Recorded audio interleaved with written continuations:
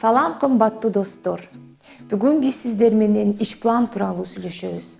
Иш план кантип түзүлөт? Иш план эмнелерди камтыйт? Эми достор, назарыңыздарда долбоордун схемасы. Өзүңүздөр көрүп тургандай, биринчи биз долбоорго максат койдук. Максатка жетүү үчүн биз милдеттерди 3 милдет коюп чыктык. Милдеттер бул натыйжа.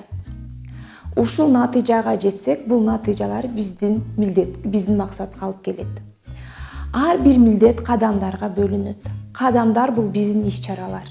Бул биздин иш планыбыз. Эгерде биз иш-чараларыбызды, жумуштарыбызды так аткарсак, ал бизди милдеттерибизге алып келет. Милдетибиз болсо биздин максатка алып келет.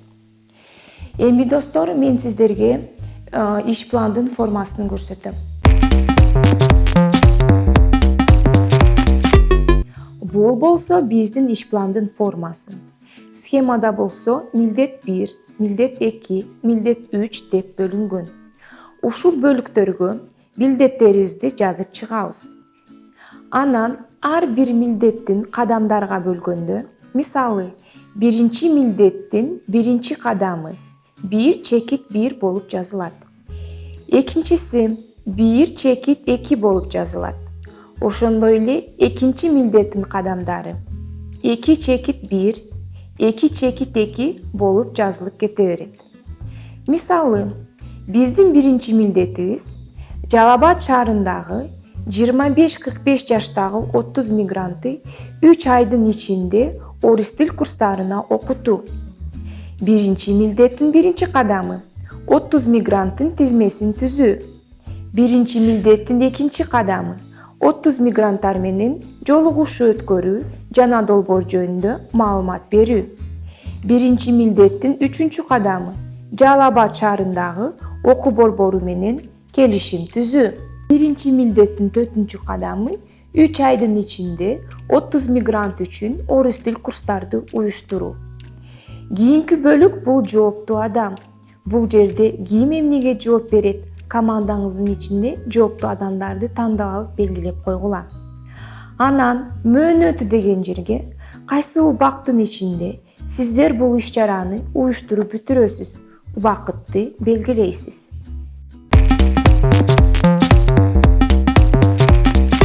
Эми достор, биз сиздер менен иш пландын формасы менен таанышып чыктык. Иш пландын формасы, иш план бул ушул биздин иш-чаралардын, жумуш иштердин тизмеси. Командаңыз менен отуруп, биз биринчи ар бир милдетке жетиш үчүн биз иш-чараларды, жумуштарды иштеп чыгабыз. Иш план түзгөндө биз так жазышыбыз керек. Эмне жумуштарды аткарабыз, даярдык иштерди, иш-чараларды баарыны тизмеге түшүрөбүз. Иш планга кадамдарды, бүт жумуштарды түшүрүп бүткөндөн кийин биз жооптуу адамдарды белгилейбиз. Долбоор жасаганда бир адам долбоорду аткара албайт. Ошондуктан долбоорду аткарыш үчүн бизге команда керек. Командаңыздар менен иштерди, иш жумуштарды, иш-чараларды бөлүштүрөсүздөр, ролдорду бөлүштүрөсүздөр. Анан кийин жооптуу адам деген тизмеге биз сөзсүз адамдардын аттарын жазышыбыз керек.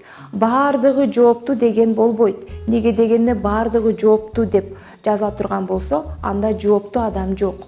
Ошондуктан иш планга дагы так эмне жумуш, эмне иш, кайсы иш-чара, ким жооп берет, бул так жазылыш керек. Үчүнчү тизмеге болсо, бул мөөнөтү деген жерге биз сиздер менен ар бир иш-чарага, ар бир жумушка канча убакыт кетет. Бул алдын ала пландаштыруу. Мисал үчүн, тренинг уюштуруш үчүн бизге канча убакыт кетет? Тренинг канча күн болот? Ошонун баарыны биз эсептеп, убакытты белгилеп, үчүнчү тизмеге жазабыз. Анан достор, иш план жазып жатканда биз баарыны эске алышыбыз керек. Канчалык биздин иш планыбыз деталдуу так болсо, ошончалык практика жүзүндө бизге ушул иш планды аткаруу жеңил болот. Долбоорду аткаруу дегенде бул мыкты биздин иш-чараларды, биздин иш планды аткаруу. Канчалык биз сиздер менен иш планыбызды так, мыкты аткарсак, ошончалык биздин долбоорубуз ийгиликтүү болот. Эми достор, сиздерге практикалык тапшырма. Командаңыз менен милдеттерди карап чыгасыздар. Ушул милдеттерге жетүү үчүн биз кадамдарды иштеп чыгабыз. Кадамдар бул биздин иш-чаралар, биздин ушул долбоордун алкагында аткаруучу жумуш иштер. Отуруп алып, биз ушул долбоордун алкагында эмне иш-чараларды уюштурабыз, кандай жумуш иштерди жасайбыз, анын баарын жазып чыгабыз. Ар бир кадамыбызды жазып чыгабыз. Жазып чыккандан кийин бүт биздин кадамдарыбызды биз иш планга түшүрөбүз.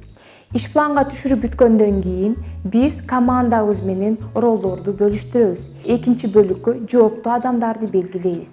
Ар бир иш-чарага, ар бир жумушка, ар бир команданын мүчөсүн белгилеп чыгабыз. Белгилегенде сөзсүз аттарын жазып чыгышыбыз керек. Үчүнчү бөлүк болсо, бул убакыт мөөнөтү.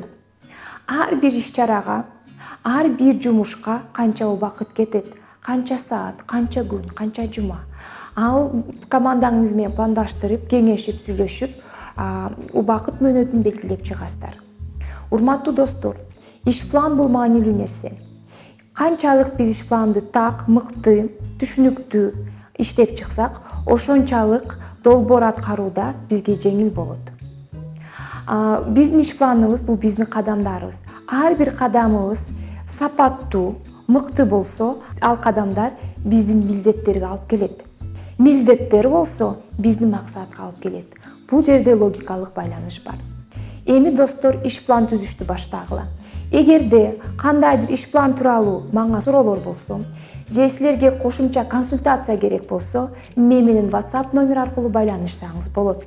Баарыңыздарга ийгилик, көрүшкөнчө.